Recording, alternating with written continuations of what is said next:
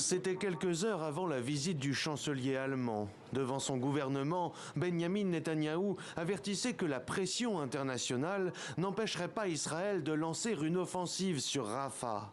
Mais entre la politique intérieure et la diplomatie, les enjeux comme les discours diffèrent sensiblement. Au moment de recevoir Olaf Scholz, le Premier ministre israélien a finalement précisé ses propos.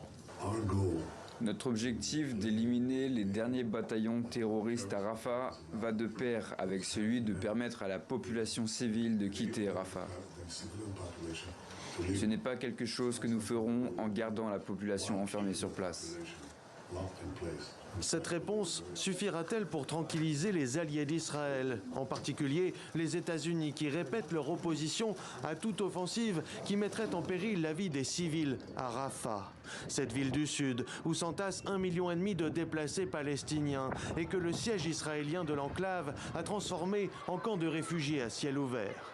En ce mois du Ramadan, la faim s'est emparée de la population, prise en charge par des organisations caritatives désarmées. C'est notre repas principal. Sans lui, nous n'aurions rien à manger et nous ne pourrions pas rompre le jeûne. Je viens ici tous les jours pour recevoir un repas cuisiné.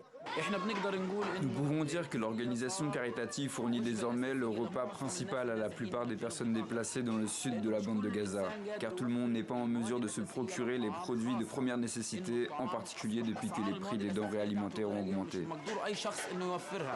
À la fin, s'ajoutent des conditions de vie désastreuses, laissant craindre aux ONG une catastrophe sanitaire. Le mois dernier déjà, le haut-commissaire aux droits de l'homme de l'ONU s'alarmait des conséquences d'une offensive à Rafah.